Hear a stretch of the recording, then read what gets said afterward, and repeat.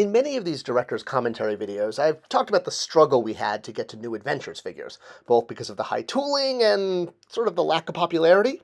Well, despite that, we did a lot of New Adventures. Not everyone, and Super 7, of course, helped out with some figures in the end there, but it was a faction that was a little difficult to get into the line.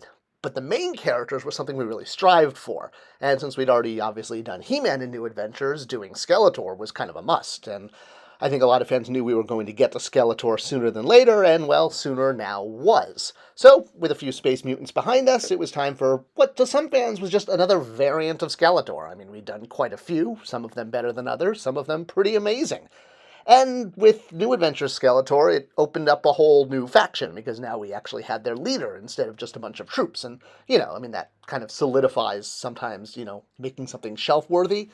Now, like with most figures, the Four Horsemen just knocked this out of the park. I mean, complete with that removable helmet, and man, that skull with those beady red eyes, it's one of my favorite Skeletor face sculpts on any action figure, I think, ever.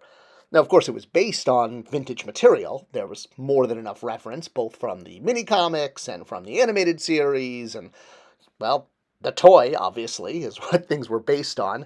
And doing an upgraded version was always the goal for classics, and sort of translating that figure so that all the figures would be in the same scale, unlike the New Adventures figures back in the day, which were not to scale with the original vintage line. So having a figure that could now fit in with all of your characters was absolutely a big win, and something that we were really trying for. Complete with new bio that got to extend the story, and that was actually one of the really fun parts, because, well, first off, Skeletor's faction was way cooler than He-Man's. I mean, just from a visual standpoint. The New Adventures good guys were more or less humans with armor, the bad guys were space mutants. And Skeletor kind of fit right in there with his skull face and big purple cape and those knee-high boots. Yeah, what can I say? New Adventures wasn't exactly the most beloved of all the MOTUC cartoons, and Skeletor was a little goofy. I mean, not completely, and he did have a few different looks in the animated series. We didn't know if we were going to be able to get to all of them, so doing kind of the, I guess, classic toy look was the one we were going for, first and foremost. And yes, I mean, the Horsemen did an amazing job, as they always do, translating a vintage toy and making everything look like one cohesive line. I mean, look at that skull! Look at the detail there! I mean, that's why you work with the Horsemen. They're the best. All right, so removable helmet and purple cape aside, this figure obviously had some ups and downs. One of the ups for me was the way we were able to use this character to really link together huge amounts of continuity. So in the mini-comic, the first three, here you see the Ultimate Battleground. I think that was the second Ultimate Battleground. And Skeletor and Hordak have their final battle of apprentice versus master. And after one final attack from Hordak, after having his life energy drained, he mortally wounds Skeletor with his Buzzsaw attack. See how we got Buzzsaw Hordak in there? So with a mortally wounded Skeletor on the loose, he heals himself by using the techno-organic virus that infected Bionatops, brought back from Preternia, and becomes New Adventure Skeletor. That was sort of the way of giving him an on-panel origin, and showing how Skeletor went from his traditional look to the New Adventures look. We really wanted to link this. And of course, because he absorbed Hordak's memories and essence, he now had the knowledge of the entire Horde Empire, and realized that the battle he'd been fighting for Castle Grayskull was, pittance compared to the entire universe. So he basically leaves He-Man and She-Ra and says, forget about Eternia. Now that I know about all of the Horde Empire, I'm out of here. I'm going to go conquer that. It's a much bigger prize.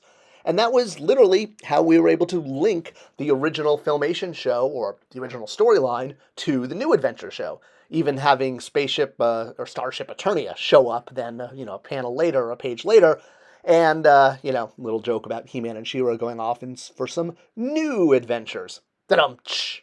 But it worked, and I was so proud of this, because I loved being able to link different continuities, and, now that Skeletor was going to be the big bad in the universe, and Hordak was kind of wiped away, hey, now he could form his own faction and recruit all these cool space mutants to try to take over the Horde Empire and deal with He-Man coming after him. And it was a setup for more adventures, new adventures, one could say. Now, one of the fan issues with this figure, and I can't argue with them, was the way the armor fit. It wasn't exactly super tight because it had to be an overlay, like a big coat. And that's because this is a very, very small line with a very small tooling budget. and we honestly couldn't afford to tool an entire new chest, much like they did with the current new Eternia or Masterverse figure. I don't know what the proper name is for this one, but hey, you could always pick up this character if you're still disappointed with the Classics one. A lot of this is because, well, Masters of the Universe Classic was a very low-profile line for the company. I mean, obviously for all of us, it was huge, but for Mattel, for a billion-dollar company, pretty much if you're working on Barbie or Hot Wheels, you get a lot of recognition from management and just in general, and your career kind of takes off. If you're working on a tiny line like MOTUC Classics, you don't really get resources or any prestige. So it was a little struggle to get designers to work on it, and one of those issues was including this head with New Adventure Skeletor.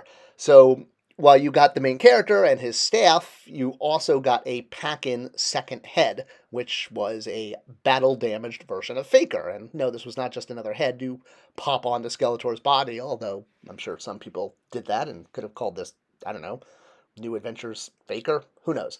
So battle damage Faker, to kind of explain why in the world he's coming with this head, well, it was really just a bonus accessory because we knew people really wanted it. I mean, for years, people were doing custom versions of Faker with wires sticking out and, seeing like metal underneath the torn off skin and et cetera, et cetera. When you see fan customs, it's usually a good sign people want something.